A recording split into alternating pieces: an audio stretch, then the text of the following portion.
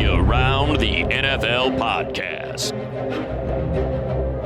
Keep scorching the earth. From the campus of UC Irvine and the home of the world champion Los Angeles Rams, it's Around the NFL. I'm Dan Hanzus, joined for the first time ever since we've done this podcast by a man with exposed legs, Gregg Rosenthal, and Marc Sessler. What's up, boys?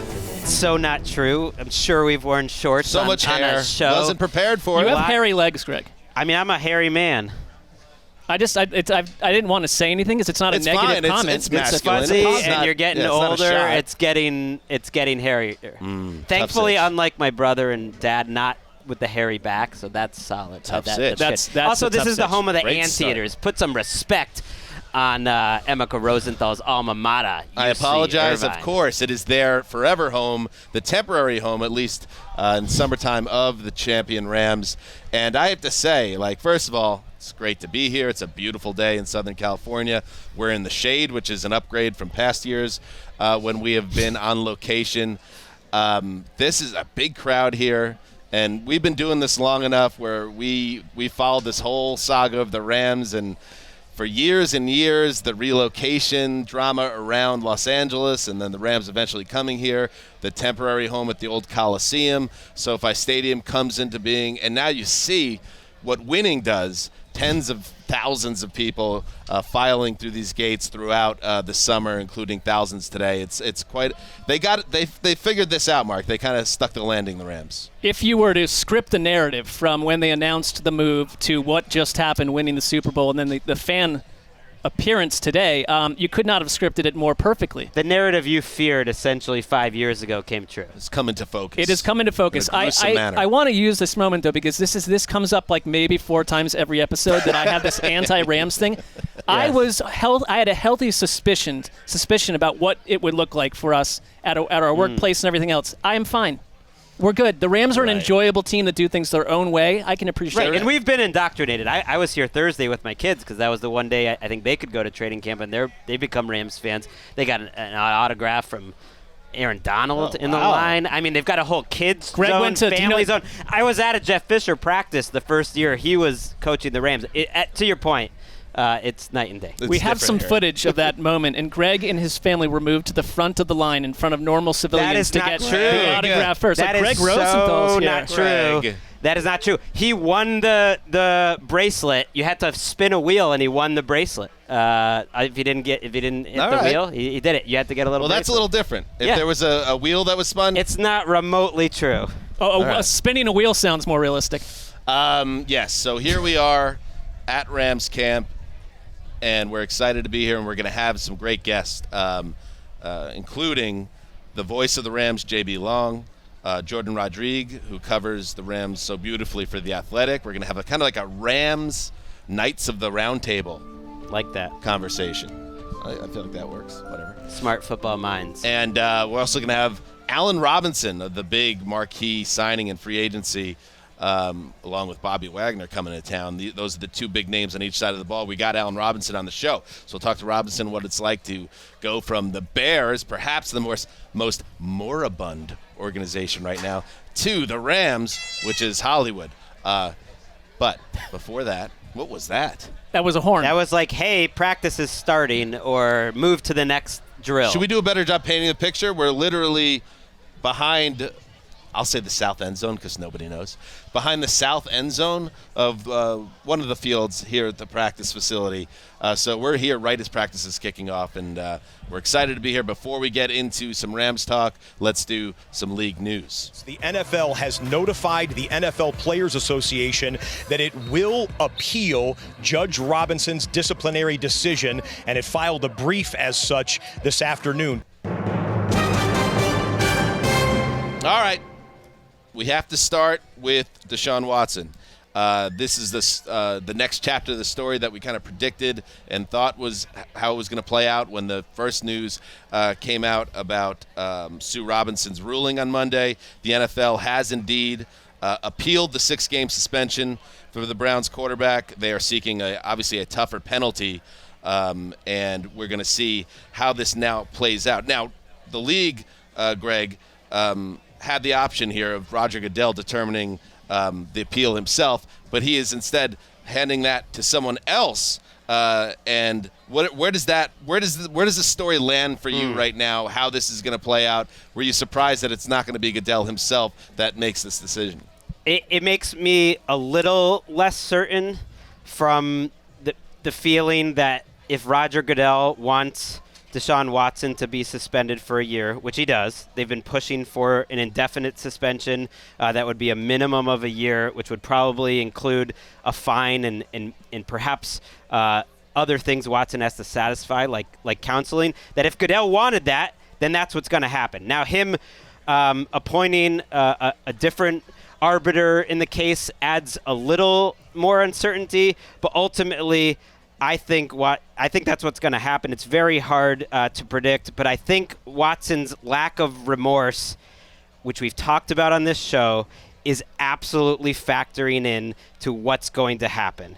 Sue Robinson mentioned it, and I think Sue Robinson also mentioned that literally everything the NFL tried to prove, once we finally got to look at what she said, what they tried to prove in terms of his case was proven. The only reason he was getting 6 games was she felt hamstrung by the lack of precedent and what had happened before, and now I think this appeal opens it up. So his total lack of remorse, and that's been the case, and we saw a report from Diana Rossini this week that his camp believed that 6 games was too much, that they believe he deserved nothing, and that to me speaks to his lack of remorse and speaks to a group of people around him that is really letting him live his lie, that the NFL and now potentially this judge who's going to decide, this arbiter, will see that as a huge factor and a reason to give him the full year. That at no point in this process, other than paying off the Texans and paying off all the women,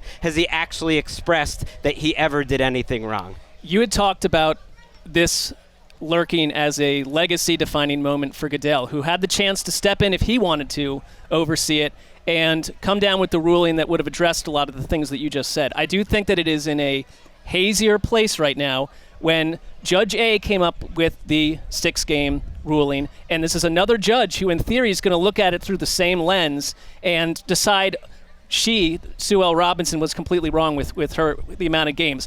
I think that there's another detail in this, is that the league, it's come out, it's been reported, they absolutely do not want Deshaun Watson playing with the Cleveland Browns against the Houston Texans in Week 13. And it makes me think that if there is a amount of games that fits this, that 12-game window would keep him out of that thorny. Why does that matter? People have thrown that out there, so I suspect. I think the league feels very strongly about this. Someone is leaking to some media this 12-game number. Whether that happens or not, but you're right. There's something to it. There is something to it. I mean, it's unsatisfying to me. But can someone explain to me why that matters? Right. I don't. I think the lead up. That's not going to matter to the judge or the new arbiter. But I'm just saying that's something the league.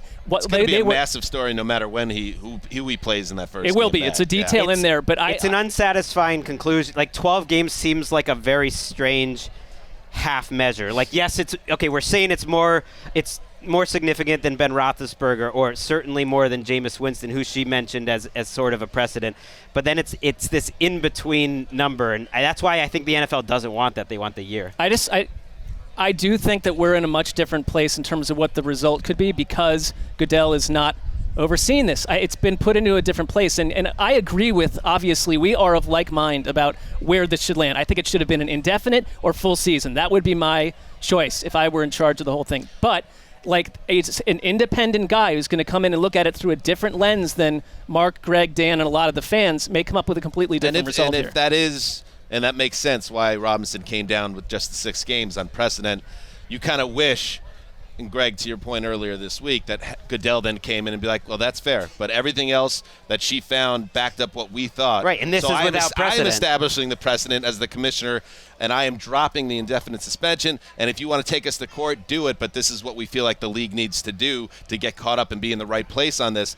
Now, maybe they feel confident that this person, New Jersey Attorney General Peter C. Harvey, who's hearing the appeal, will be of like mind to the NFL, and I would think they do. I think they have their ducks.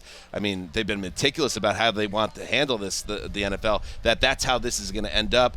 That's what I think this is going to be now. It's going to be the year or indefinite, but this is all But then new. Then it gets tossed into federal court if it's Watson's supposed to be camp quick, wants though. to. First of all, the NFLPA had to file, potentially their appeal. They're not going to do that this week. It's supposed to be a relatively abbreviated process that he'll hear this. And Mike Florio, and I don't know if this is the final answer, but he's a lawyer.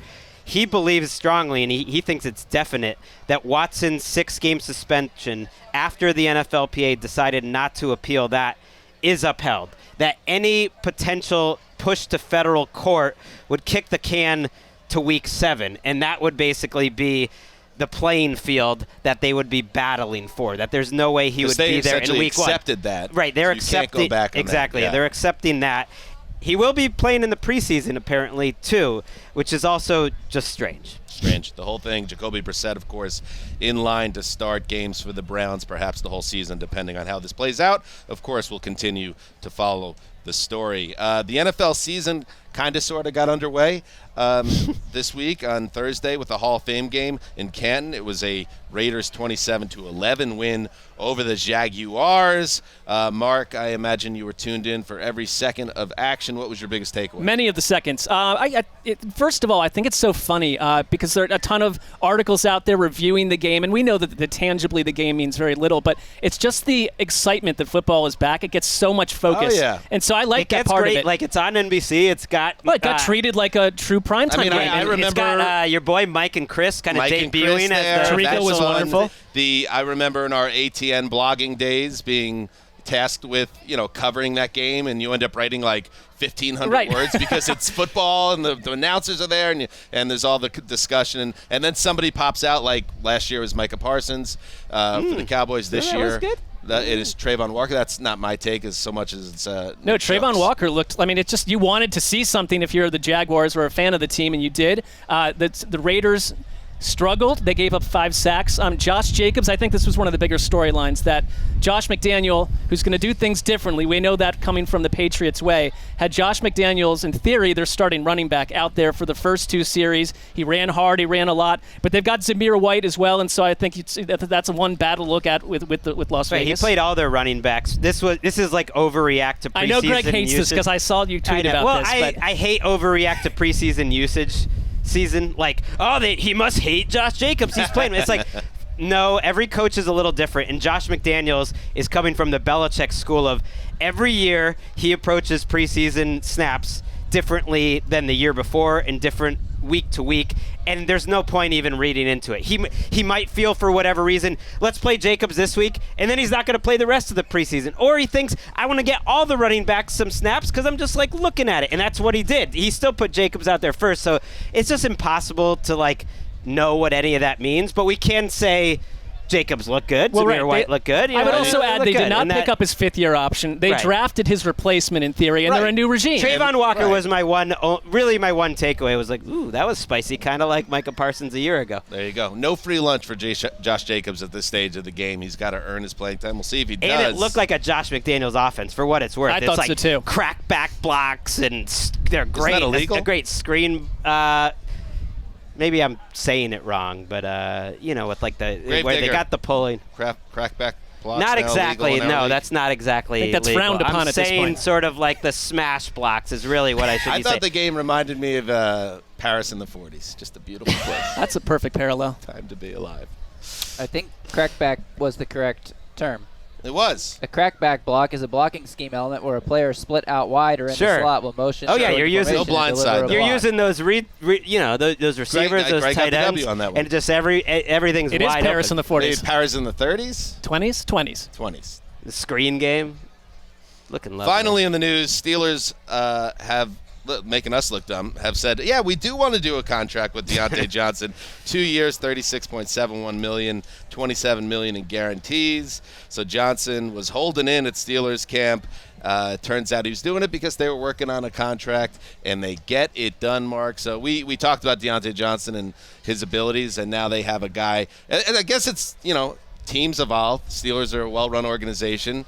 It's post Ben Roethlisberger now. They have some extra money with the quarterback situation the way it is. So it makes sense. Keep a guy in the building that you like a lot. I think what we were saying, too, was not to self-edit, but he's not going to go get one of these monster contracts. The reporting was that they were really far apart at the beginning of August, and they found a way to slot him in between Michael Thomas's previous contract and what Christian Kirk got for average per year. And so I think it's a win for the Steelers. It's really only outside of Hines Ward and Antonio Brown, the third receiver's got a multi-year second contract with the Steelers. I mean, they don't do this. And it tells you that Omar Khan, their new GM, although Kevin Colbert was his mentor for so long, is unafraid to go do things a little bit differently.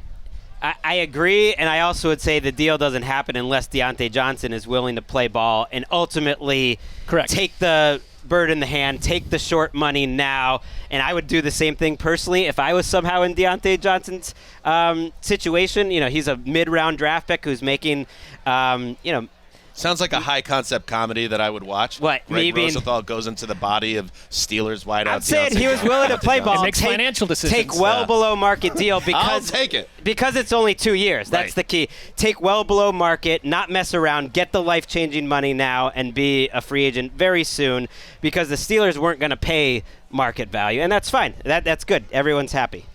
Got The that Steelers flexibility. doing smart moves, just like you love. How much was Ben making his last season on contract? A lot. He 20 was plus million? over. I think his 25? cap number Well, was they up were to stuck 30. with that. It wasn't. Yeah. So you can do that. You got that window. Remember our window, quarterback window talk we love. They could spend. They could be aggressive elsewhere in the roster right now.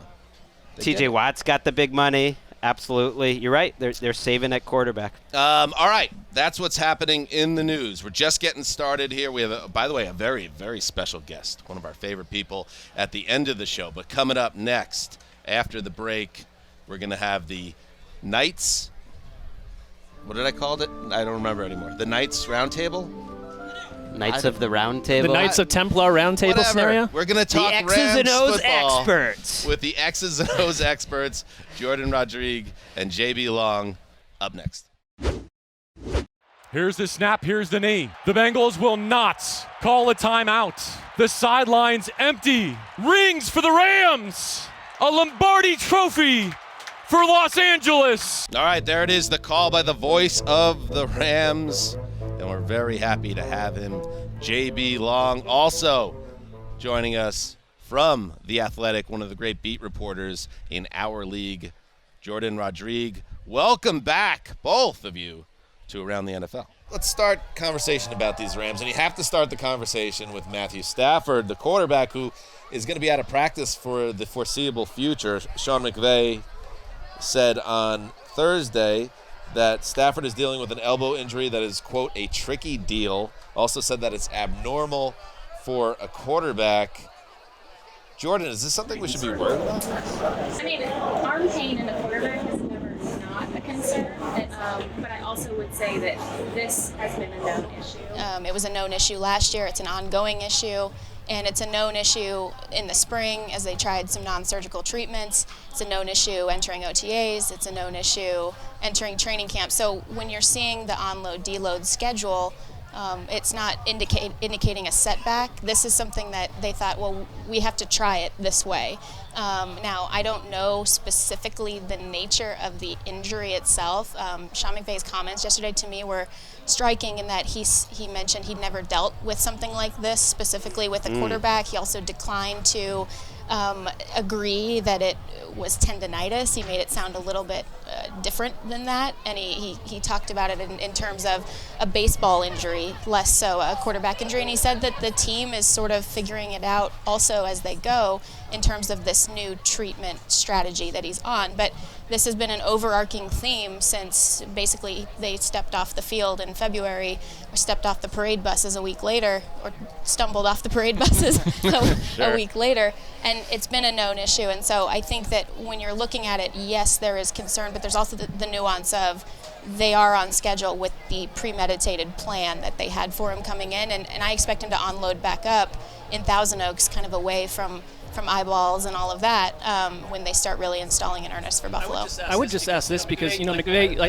that was an interesting comment that he never dealt with that as a coach because you've seen everything. He's been around for a long time. Is the medical staff, if it's as new to them and uncharted, is there fair concern about where you are come November, December, or is that just we don't know? I agree. I think so, yeah, because and Sean McVay kind of was more blunt about this than I expected in terms of the idea that they're trying to control every variable right now, as many variables as they can possibly control, because they know that come that time of year, so much of this will be out of their control. So I think what their strategy is how much can we manage right now? How much of this situation can we control every piece of and study and track every piece of with their sports science department? I mean, you see Matthew out there with Zach Witherspoon every single day as their lead sports scientist. So that tells me that they're tracking every single data point that they can because they know they're not going to be able to during that time of year, and they can't say for sure whether the pain will increase or decrease or what. They don't know. Well, he is throwing, and it's not all just like easy throws. You saw him out here on Thursday, and he's throwing the ball, and it looks pretty good. But it's a pretty good big concern. The pain, the word pain is the problem. The fact that they got a procedure done this off season, and that he's still feeling pain, and it's a problem. We also might not hear of it once it gets to week 1. You may never hear it again because they're just not gonna talk about it. But of course, that's a concern. JB, like looking at what they did last year schematically. You're a big X's and O's guy. This is actually a heavy hitters here in terms of like X's and O's breakdown between you and Jourdan. Like you go as deep as anyone. No, definitely not. What do you think schematically they're gonna do, forgetting the elbow injury this year, to evolve this offense? Because I think people from the outside, including myself, were probably a little surprised how far they went away from the traditional Sean McVay type of offense that we had grown used to for 4 years with Matthew Stafford. Like, where do you think that goes in Jourdan too, like X's and O's wise, and how they want to like change this year, because they're not going to stay the same. Let me say two quick things about the injury, and then I'll try and land on the scheme stuff so that you can take it from there. First, Matthew specifically, I'm not sure anyone. It's a good play-by-play now. He's a pro. I'm like awash with like that was amazing. Is that what your partner feels like in the booth every day? Like, I'm just nodding my head in respect for what's going on. That was incredible. I'm feeling so valued. Jourdan and JB coming through. I'm feeling so valued. Writers don't get this. So I was going to start by saying I don't think anyone's more proven, especially not at that position, than Matthew Stafford at pain management and playing through bumps and bruises. Good like point. Matthew Stafford, 75% has been good enough to win on Sundays and even to win a championship. Remember, one of the most famous playthrough injury moments in the last 20 years. Shoulders out with the Lions. The guy's tough as nails. But I will acknowledge the legitimate concern. And at this time of year, we wouldn't be talking about this issue if that wasn't shared. And if there's a through line to Sean McVay's success over these 5 years, 5 winning campaigns, they've won a lot of games on Sunday, but they've also won a whole lot of Friday afternoons. And what I mean by that is their injury fortune, and Reggie Scott, VP of Sports Medicine, their whole team has had the top of their roster available on game day, I think, as often or more often than any team in the National Football League. They always rank high in that adjusted games lost. And you can't overstate that. In terms of scheme, you're right. I mean, I was talking with Cam Akers, Rams running back, yesterday about, remember when he went off at SoFi Stadium against the Patriots? That was kind of his welcome to the NFL moment. I went back and looked at some of those highlights, and like was characteristic of the Jared Goff Rams offense, he was under center. Cam was in the dot, and that was kind of their format for the better part of their tenure. In 1 year, they've totally revamped that, where now the Rams went from no gun runs to a very broad staple of their offense, the offset gun, and Matthew Stafford often preferring to operate out of empty. The difference this year, as they continue to assemble the pieces around him to, I think, leverage that to its ultimate potential, and I'm sure we'll talk about this, is Allen Robinson. And Matthew Stafford has had talents like Allen in his past, but McVay with the Rams has not. And I think that's going to have a ton of benefits, especially finishing drives in the red zone. And if you can layer in OBJ in November or beyond on top of that, look out. I think that's the next evolution of this offense. Yeah, it's really interesting watching how it changed from 2020 into 2021. I always refer to Sean McVay as a heart on his sleeve play caller. Like, he is the play sheet. He puts himself into that. And I'm not trying to write an article here in real time, but like that really, it no, really that's is. good. Keep that. It really is what he is. So you see the facets of his personality come out by the way he designs plays, not necessarily by the way he calls plays, although on fourth down we could argue that, but also like the way that the layers manifest, right? And you saw him almost overcorrect in some ways. They didn't, with some of the things that they were doing out of the gun and some of the drop back passing, and limiting the play action specifically from under center. When they were going play action, they were also going gun action, which they'd never done in the Jared Goff, Sean McVay era, because it was that sense of everything opening up in front of the quarterback and then allowing the quarterback to make the decision post-snap instead of sort of like laying up what I think is a very valuable cheat code, but one that they became so dependent on. So you almost saw him overcorrect personally in some of the ways that he was designing this offense. And I think what they want this offense to look like in its fullest manifestation is a high pass volume offense with a really solid, explosive run game with running backs who can work out of the backfield and be threats in the passing game. And you've definitely seen that so far here in camp. You saw that in trickles and phases, not necessarily maybe the run game last year. They had to do a bunch of different things because of injuries, but specifically with the pass game, they want the ball in Matthew Stafford's hands as much as possible, not to sort of downgrade the run game at all, because it will still be such a huge factor, but they want Matthew Stafford throwing the ball. And so that's where we kind of come back with this arm thing, this elbow thing. That's kind of raises the concern level a little bit, because I do expect this to continue to expand. You're going to continue to see the empty sets. You're going to continue to see, yes, the motions and the screens that Sean McVay loves to do, but man, you're going to see them spread out the field, not just horizontally but vertically, with what Allen Robinson can do. It's a tricky needle to thread what the Rams, of course, have accomplished and how they've built this team. And you're going to see, and you're already seeing teams trying to copycat because, listen, we're at the home of the champions right now. But the Stafford issue with the elbow, you look at their secondary with Jalen Ramsey and then some question marks. You look at Bobby Wagner, a veteran in his 30s. Aaron Donald, now a veteran in his 30s. This thing could go sideways very quickly because it's a very top-heavy star veteran team. Any concerns about that coming off a long season? JB as an employee can't answer that. But coming off a season where they played so many games. I can definitely answer that. Yeah, where do you come down on that, JB? Is that something that you feel like this team, could they handle injuries, or are they more susceptible and in more danger right now as a result of the way they're built? It feels like deja vu all over again. Being here last year, I remember hearing the criticism of what a top-heavy roster it was. Not from you specifically, but like then you look at. But go on. No, Marc is a top 10 global NFL insider. He would never say such a thing. He's a top 10 football insider. He also is a huge Rams guy. Like, loves the NFL's connection with the Rams and loves you. I'm so happy right now. I even got to hear a Sting live. Like, I'm so happy right now.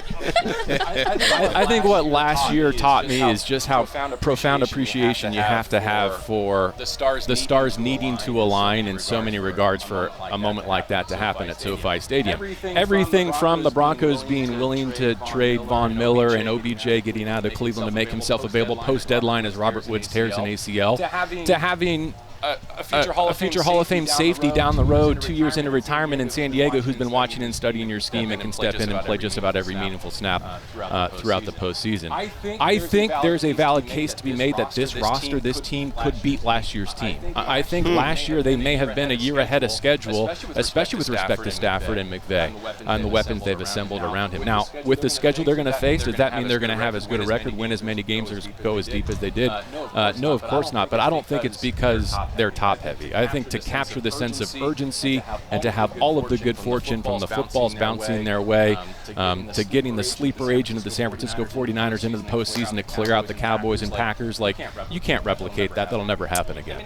I mean, also, like, they go get these big names, but they work out. I mean, Matthew Stafford worked out. Odell Beckham in time worked out. And Allen Robinson, can we overstate? I've seen some of your tweets. You said some jaw-dropping, your jaw dropped to the grass, I think, at one point, Jourdan, watching one of his catches. Okay, you got it back. Really great work. Can we overstate how well this is working out so far? Yeah, I mean, as you guys know, the nature of my job is to be a bit skeptical, right? And to not overreact to things and to sort of dig in deeper and see moment by moment what's happening. And I gotta tell you, like, the hype is real on Allen Robinson. Ooh, good. And it's in May, I'm standing there at OTAs, and Matthew Stafford is not throwing, and they're running through install, and Allen Robinson is moving through. And again, when you look at an all-22 view of what this offense is and how the route layers spread out and how they sort of interconnect with each other, you see him doing it like he's not new. And I'm sitting there and I'm like, oh my God, this guy could play a game for them tomorrow. And then I'm sitting there, it's May, what am I doing? Who have I become?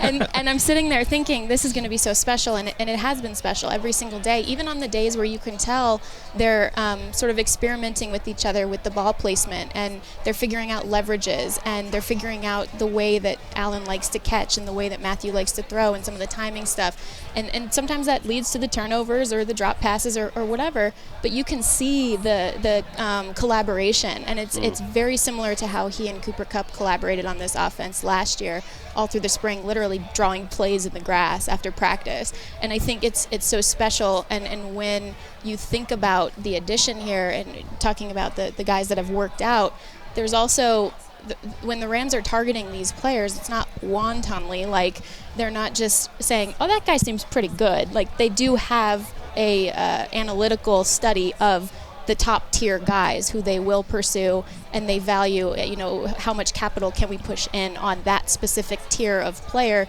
because they know the expectation with the middle and the bottom part of the roster is those guys have to bring up everybody with them, not just schematically in the course of snap to snap, but in the locker room, in the film room. The expectation is those guys are brought up with them, and that's every single player, even some of the more controversial additions they've made in the last couple of years, who have done nothing but prove that they're that type of person as well. Kind of like Ricky Hollywood has a one offering. There she is.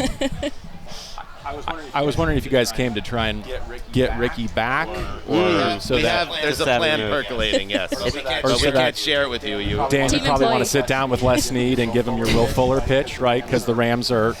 Well, you mentioned Fuller because we brought up Fuller on the podcast this week when the Cowboys had a hit to their depth chart, and then Gregg astutely brought up, well, Odell Beckham, Cowboys, it's meant to be. And then I hear J.B. Long, who's totally plugged in to this building, almost speaking earlier as if, Odell's, he's going to materialize down the line. Is that the expectation around this team in your mind, that Odell's going to be here? Cam Akers doesn't think so. He took his number. I will stay out of the Odell Beckham Jr. prediction business. I don't think that. To the beat reporter then. This is lame. I think there are good vibes on both sides, but there's also, 31 other teams who will have a say in that, and presumably have some time to have a say in that. It is fascinating, like, if Robinson ends up being as good as we think he might be, like that. It ended up being a Von Miller for Allen Robinson trade. Like, if Von Miller took that money, Allen Robinson probably wouldn't be here. I don't know. They find a way to figure everything out. Right. That's true too. And just before, I know you guys have to work and stuff, but I'm thinking sort of about this division too as a whole. And I was also curious for Jordan's answer to the Odell Beckham question. What do you just out of curiosity? Okay. We're back there. Okay. Yeah. Give us 1 second. We do have time. Also, yes. I mean, I can't speak for you, but I love being here. So if you, you're gonna have to actually crowbar me out of this. This seat. is your 4th episode of the week. Your audience can't possibly get this deep in your podcast. I think, like JB said, I think there's very good vibes on both sides. I think this is one of those things that, and I repeat this, Rams fans and readers and subscribers know, I repeat this altogether too often.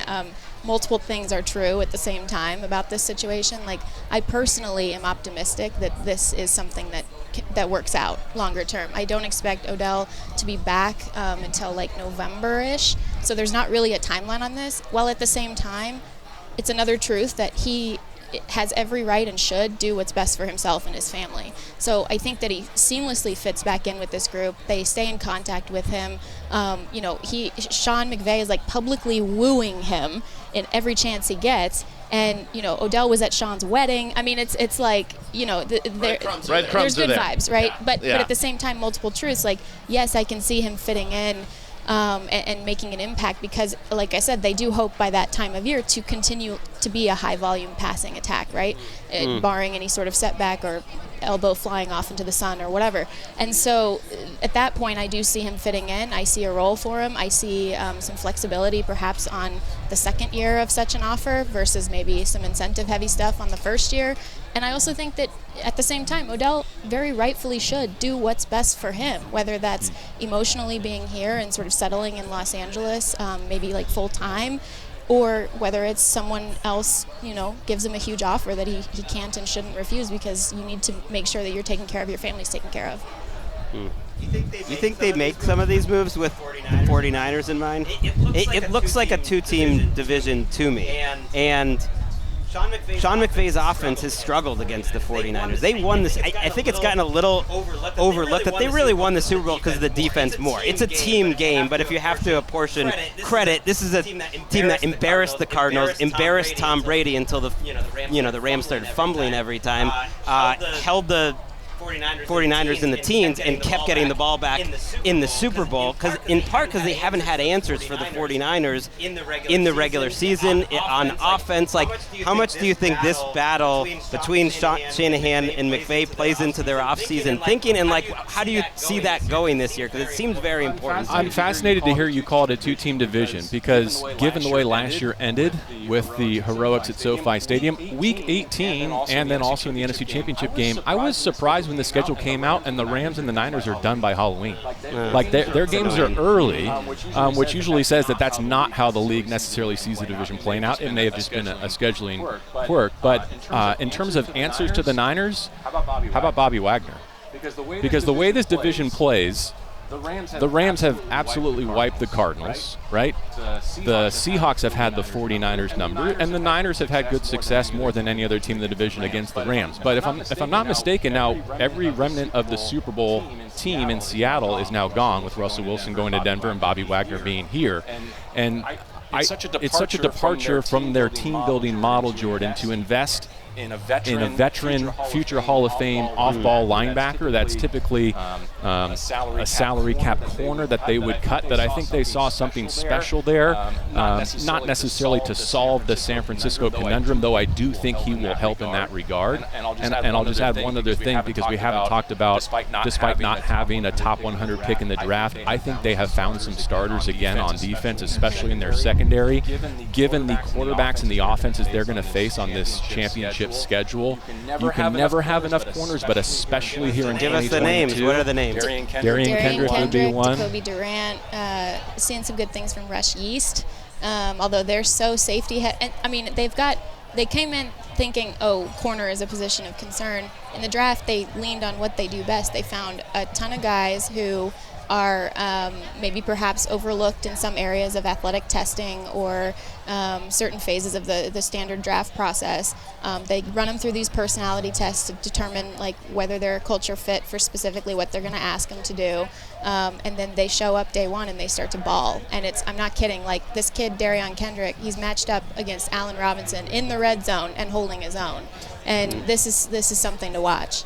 And they traded for Troy Hill. They got Troy Hill back in Los Angeles, where he played his best football. Could prove to be, for this year, the most important thing they did on draft weekend. They seem to have their act together. They seem to. And if Jourdan is good as I know she is, in terms of her writing ability, Yeast Rises has to be in the mix at some point, if it hasn't been used already. Damn it. You know what I mean? But right. I did, if you guys have a second too, JB made a great point about the Bobby Wagner edition, because I think ultimately what ends up beating the Niners late in the season, when they had to get through them to get to the Super Bowl, is something that goes so underlooked through the course of the modern history of this team, and that is Raheem Morris and Sean McVay. They completely unpacked the defense they had spent the last 2.5 years evolving that nobody else was playing. They completely unpacked it, went totally opposite by dropping the safety down, Eric Weddle dropping the safety down, specifically built the entire defense in 1 week to stop the run. That's it. That's all they were going to do. So that agility is not something they had in 2018 when they came up against similar problem-solving issues, I will say politely. They didn't have that agility. So agility got them over the hump here, and Bobby Wagner is somebody who continues to expand that agility with the multiplicity of what you can do, not for what your team is doing, what the scheme and the design per game can be. They deserve the benefit of the doubt. I mean, what else do we need to see? What else do we need to hear? You've said it all, Jordan and JB. Thank you. This Rams roundtable. Wow, Marc has a rash from all this glowing Rams stuff going on. It is such a narrative. It's a beautiful day out. This team just won the Super Bowl. Narratives are narratives for a reason. The grape nuts of the National Football League? I think that's right. That's right. The question is not whether or not the Rams are right for you. Forget about me. Are you right for and the Rams? you and our families, JB, sitting in the park together having wine and cheese. You and Sessler just sitting one-on-one in a restaurant, chopping it up. I like that. Well, various personalities have come on this show and not given Marc his due. He's trying to correct the record, and I think that's fair. I mean, I'm not pointing right at Kyle Brandt, but I'm kind of calling back. Kyle owned it. Yeah. He took the L on that, but it happened, and we can't ignore it. You're taking the road less traveled, and it's going to benefit you in terms of our friendship. All right, you guys have a lot more work to do today, but we thank you for taking some time, and hope to have you on again. The Jays. Soon. Thank you. Thank you to ATN and everything you guys have meant to my NFL experience on and off the air. You guys are the best. You're the best. Thank you, guys. All right, there we go. Love those two people. Great conversation there. And one thing we didn't get to, gentlemen, that I want to throw out there with the Rams. After that trade deadline, they faced these quarterbacks. Tom Brady, Kyler Murray, Patrick Mahomes, Derek Carr, Aaron Rodgers, Russell Wilson, Justin Herbert. I want to put a sandwich out there right now that Aaron Donald's going to get some more help in the pass rush via trade deadline, a splashy acquisition, because that does profile as a tricky situation there for this team, and a team that loves to make a splash move. It's going to be an interesting year because, like we were saying, so many things went right to win last year. You're asking all those things to go right again. I think this team's going to need help. Well, it's the presence of, for each of these NFC West teams, having to deal with the AFC West, because half of those quarterbacks you talked about are sitting in the AFC West. It takes their schedule, and if you're in a global view of the NFC, you're loving if you're the other three divisions and what the NFC West has to deal with. I mean, there's not a cloud in the sky, but Dan's bringing the gray gloom and doom here to Irvine. What was the last back-to-back champion in our league? Well, sure. No team has more than, a 20% chance of winning the Super Bowl. It's going to be tough. That is absolutely true.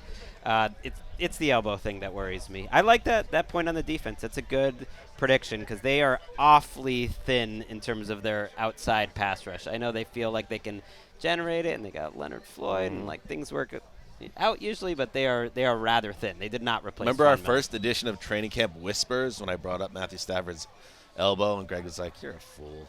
Why would you even bring it up?" No one. It was so dismissive that Graver had to take it out of the show. Right, that you just made something up whole cloth. No, it just wasn't apparent to the listeners. It was like Stephen Ross' statement, you're just making your own reality.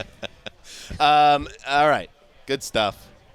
Great, JB and Jordan both know their stuff, so I hope you, the listener, enjoyed it. Coming up next after the break, Jordan talked about Allen Robinson and the raves he's been getting, and people are coming up to her without her inquiring, saying, this Allen Robinson's going to be insane this season.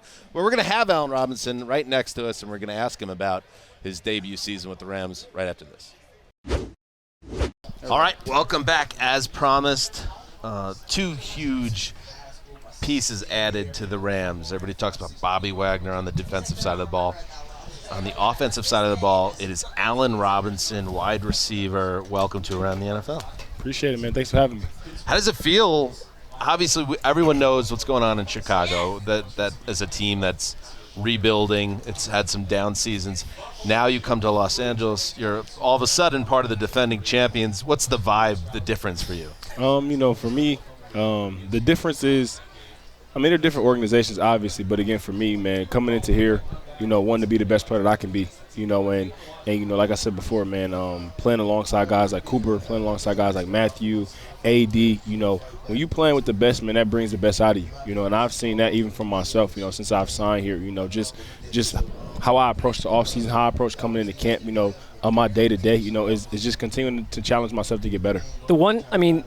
Across the board, the early reviews on how you fit into the offense, how you picked it up quickly, have been rave reviews. What was your approach from the minute you got the playbook to now? I mean, because that's not true of every player, that especially for wide receivers that go into certain systems. Man, just taking advantage of everything, at my disposal. Being able to play for Coach McVay, being able to play with Matthew, with Cooper, like I said before, man, just, leaning on those guys so that I can learn and grasp as much as possible, as fast as possible, and then on the other side of that, we'll just continue to prepare myself physically for the season. That's taking this off season, being able to take the route concepts and things that I learned in the spring, then this summer, being able to get out on the grass and try to perfect those in the timing and different things like that. You say the vibe's different. Like, your vibe right now is definitely very LA, very chill. You've got the Crocs on, but you've also got the Crocs with the little accoutrements. What are those called there? Like, are you getting deep into... We got the yin and yang. We got the football. You got the football. We have a friend, John Gonzalez, who loves adding the little trinkets to the Crocs. Are you getting deep into that subculture? I am. It's a pretty cool additive, to the Crocs. So whenever I go to the store and grab some, I'll grab a few pieces. What's it like joining a new team? Because we don't know what it's like, but you do know if you start a new school or, you're starting at a new job. Like, do you find people right away that you bond with, or is there a time where you kind of keep to yourself? Is it difficult to transition to a new team? No, it's not difficult at all. Especially I feel like when you're a vet, a lot of guys across the league. Even right. Me and AD was in the same draft class. Van Jefferson went to my high school, back in Detroit, So even for me knowing Matthew a little bit from when he played in Detroit, So, it's a lot of different things that kind of, come to fruition, when you go to different teams, being a vet and things like that, But it hasn't been a tough transition at all. Do you and Matthew Stafford, a long journey in Detroit. You've been all over the place, and you never ever had a Matthew Stafford playing quarterback with you. Do you ever look at each other and just say, "This is way better"? This situation we're in right here. Again, man, for me, it's a blessing to be able to play with a quarterback like him. Even from me, growing up in Detroit, and watching him from afar, growing up and seeing, how he was as a quarterback. Now being able to play with him, it's been fun, man. Again, he's a person who comes in there every day, comes to work, competes, he sees, everybody on the field, so it's fun and it's been exciting. You're kind of a football tape head's favorite throughout your career. You've been in some spots where the production depended sometimes on the offense around you, sometimes it's huge. Do you think that in this spot you're surrounded? You mentioned Aaron Donald. I'm sure he's one of these guys by like a lot of like-minded people. Yeah, again, that's what makes it special. Being around guys that are like-minded in a sense of, like I said before, the dedication and the work that they put in, each and every day. Like I said before, when you're playing with great players like that, man, it does nothing but challenge you to be, as good as you can be, and again, each and every day, like I said before, man, I don't know if anybody has watched, his workouts or, have – They don't allow us to now. They keep us far away from that. Cooper Kupp when he's working out and things like that. And when you're around, great guys like that, man, like I said before, it brings the best out of you. So you're kind of under the radar, and now you're going to be with the Rams. You're playing kickoff game, and you're kind of known as, you're a quiet receiver who goes about his business on the field. Now that you're in LA, any thoughts to like rapping or acting, or maybe like a celebration after every first down where the man is about football? No, I just mean like where you like embarrass the person that you are playing against and his family, like just as a way to build your brand. He's slightly psychotic, just to let you know if he's throwing you off at all. Nah, man. Again, for me, it's just about going out there and getting my work done.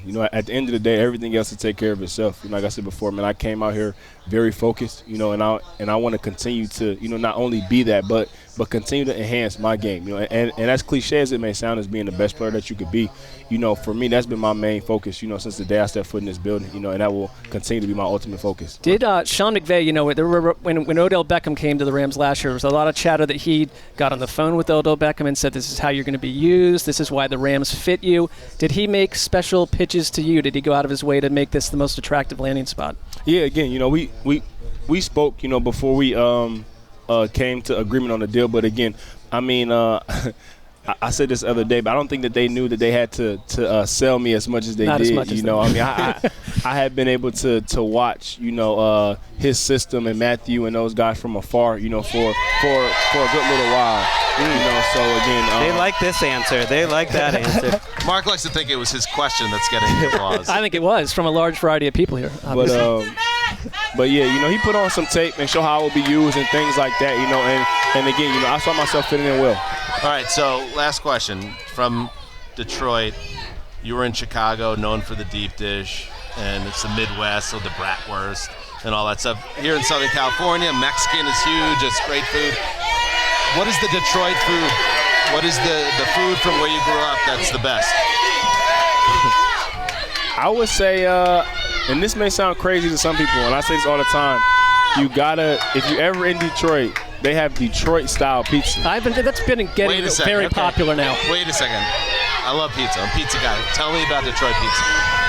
It's not quite deep dish, but it's more so kind of like pan. Some people do it differently. Some people have a little bit of the sauce on top, some not. But if you go to Detroit, ask around. My favorite is Jets Pizza. Shout out to Jets. They have a Detroit-style pizza and a few other spots, but Detroit-style pizza is the way to go for sure. LA has a few Detroit-style pizza spots. Really? You just go do a little Grubhub search, you'll find it. Mark, you're way more knowledgeable on the subject. As a guy, not a big food guy, you impress me here. I almost bought Detroit pizza the other night, but now I'm gonna do it. Now I'm gonna buy it. Allen Robinson, may you find great success, big numbers, and plenty of Detroit-style pizza here in Los Angeles. Best of luck. Thanks, I Allen. appreciate it. Thank you. Appreciate you. All right, there goes Allen Robinson, and we are wrapping up our day here at UC Irvine, the home, once upon a time, of Emeka Rosenthal. What a time she had. Maybe she fell in love for the first time here. I don't want to know about it. Yeah, we'll have her on later to talk about I'm that. sure she got up to some things. But before we leave, we could not leave the Rams world without talking to one of our favorite people in the world. She is on Mount Rushmore as one of the greats in the history of our show, and now she is basically elevated beyond us as big-time talent for the Rams. You know who I'm talking about. It's Ricky Hollywood. Erica, what's up, babe? Hi, it's so good to see you guys. This is weird. I know.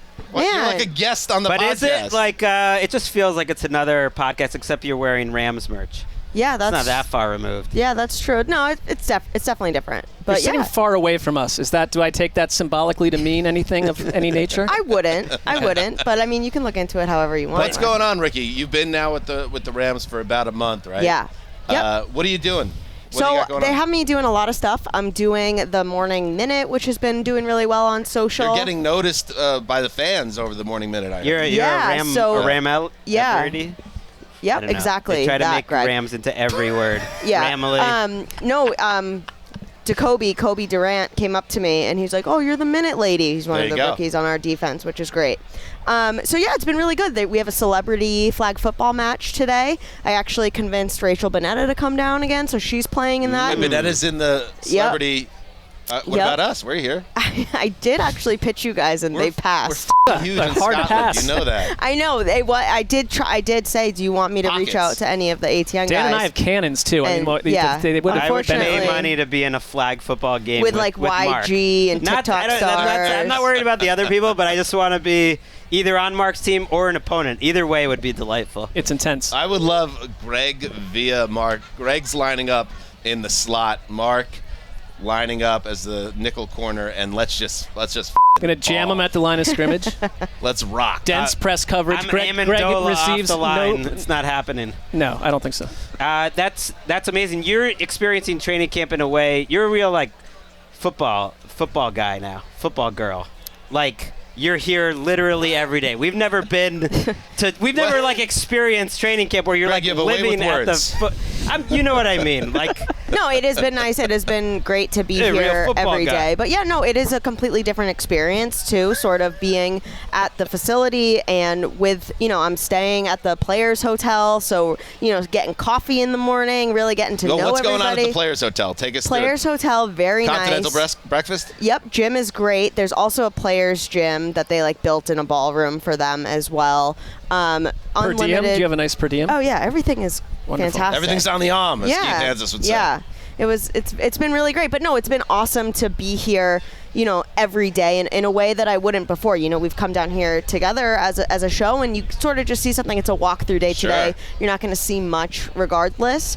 But being on the inside and getting to experience this energy in a different way, and I'm really just loving it. So you got to know some of the players, I would imagine, because when they come on and talk to us, it's like, oh, the trio of bozos, we'll get through this in 6-7 minutes. But when now you've built a relationship with some, if any of them stood out as like, I really like this person. I like to hang out with this player a bunch. Or conversely, jerks. Or someone who's been a bit of a nefarious character. Like have a good JB, relationship. we can't get the real scoop. Open Yeah, conversation. no, everyone has been phenomenal, and they just put their best foot forward every single day. Wow, and very good. Who's some of your favorites? Who's been fun? Come on. honestly, everybody here has such a unique personality. It's been really phenomenal to get to know each and every one of them. Do you know Matthew Stafford? He's great. He's great. He's got a great What do you guys personality. talk about? Like, you hang out and just have like a one-on-one convo about like... Yeah, I was like, oh, hey, I had tennis elbow in college. Like, it got better, and then I got fired. No, it's been good. No, I mean, they have real personalities. Matt Gay, the kicker, actually is very, very funny. He said hi to my son. He was walking by and like went out of his way to say hi. So he's been really good. What else, Ricky? What can people expect from you in your first season? I think it's very cool. Like, in all seriousness, you were our producer. You did such a great job, but we always felt, and I know you felt that way because you have such great ambition and drive that you wanted to do something more in front of the camera. Like, what are you going to be able to do this year with the Rams? Well, it's been phenomenal so far. I've used that word a lot. I got to stop saying phenomenal. It's a good word, though. I know. Thesaurus.com. I've learned a lot. Who you guys already spoke with, JB Long and Jourdan. I've been able to hang out with them every day and really kind of dig in, and it's so fun, having Jourdan explain to me the difference between the defensive schemes that they're running, and I feel like I'm really learning a lot about this team specifically, which I love. But also, I'm going to be doing, I'm interviewing Aaron Donald later today after practice. I guess I could give an exclusive. I am dropping a podcast pretty soon on the Rams, so check that out. Around the Rams podcast? Around the Rams, yeah, exactly. So just a bunch of social content. They also want me to do the code of conduct video. Right. That will play before every Rams game on the huge video board. Should we? I guess we should come clean too. The Around the Rams podcast. It's Ricky, Marc, myself, and Gravedigger as the producer. Oh my God, I love that. So that sounds amazing. We were looking. We didn't know when to tell you. If Graver misses the show, Lindsey Fulton's gonna step right in. Fill in. It'll be great. Erica, any commentary on Gravedigger? I know you've kept an ear out for the show since you left. Do you think, like 1 to 10, and again, we're in the trust tree. We all know each other for so long. 1 to 10, how's Justin doing so far? Be honest. I think it's an 11. I think he is such a perfect fit for the show. You're a very positive person now that you're part of the Rams. How many minutes of the show have you listened to? I feel like I could count them on no hands. Yeah, one maybe. one Socially, minute. did you ghost him? There's no way. Departing Like, the break? you're tracking the show closely. Yeah, right. no. I did listen to actually your guys' Watson pod, the whole thing. I did listen to that. I wanted to know your takes on it. That was a real howler. Yeah. Sean actually produced that one, so you didn't even listen to one I did. He did a great job. Right. Yeah. That's fair. No, I mean, Justin's phenomenal. Again, phenomenal. Take a shot every time I say the word phenomenal. But also, Justin has been editing and posting the show for a year when I was there, all right, too. So you're I've happy been, with the work. he's done, but you haven't checked it out, but you assume I think he's a great fit. The fans seem to love him. I think there wasn't a really, big Tytoons present on the pod before. And you guys are really hitting that home. And finally, there's a big poster that arrived at the studio from a fan a few days ago. And on the Mount Rushmore, there were, I believe, 6 of our former producers. Yeah, I thought there's only supposed to be 4. Too many, I would argue. Do you think, did that strike you? Well, obviously you're on it in the image. Along with TD, Zach Goldman, Irish, Crystal Rich, K. Rich, and La Cid. Oh yeah, Irish, Brandon McGinnis. He looked in the picture. I thought it was like a young woman, and I thought they were confused. Well, he's got very keep building bridges, features. Gregg. Yeah. Do you think that maybe it should have been cut down to 4 and perhaps just 1? I mean, personally, everybody has, their own flavor. Or do you think the Mount Rushmore was phenomenal as it was? I think, you guys, I think our fans, I speak for the last 5 years, do a phenomenal job of finding bits and pieces to love about everybody. So there's plenty of room up there on the shoulders of greats. All right, I like this, Ricky. I am liking it. I'm also liking sunny. the Rams fans who, come up and then they look up for half a second. It's like, should we know these people? And then they're like, no, and then they keep moving. Yeah. Well, I think Erica, we're really proud of you, and thank you. It's so cool to see you take this next step, and don't forget about us when you're delivering your Emmy speech. I feel like an Emmy, maybe an EGOT. I would love that. I've been talking to them. Actually, we were at a little function last night, and I was talking with them about potentially, the draft video was such a hit. I was like, I really want to meet. They have some like Netflix producers in town and stuff like. I'm like, I really need to keep working on my brand, and I would love to be in the next video. And that didn't seem completely on the docket for first steps, but I think we're making it. And also too, it did give me a little bit of joy to see you guys walking over here, schlepping your backpack, sweating as the golf cart drove me to drop me off at the set. So I did get a little bit of pleasure. Ricky always wins. Yes. Erica, thank you so much. Great work. You're the best. So good to see you guys. Thank you to everybody for listening. We'll be back on Monday with another week of shows. Thank you to the Rams for having us. Thank you to everyone else for your support. Jordan, JB, Allen Robinson. You guys, that was fun. All right. Until Monday, you know what you got to do. What? You said all the names? Yeah. You didn't say mine. She did Didn't right I at start the beginning. with you? Yeah, you started. I led with Ricky Hollywood. Okay. And especially Erica Temposi, a.k.a. Ricky Hollywood. Ricky Phenomenal. Certified phenomenal. Until Monday, we're all rambling. Step too far. Including Marc. Me too. Heed the call.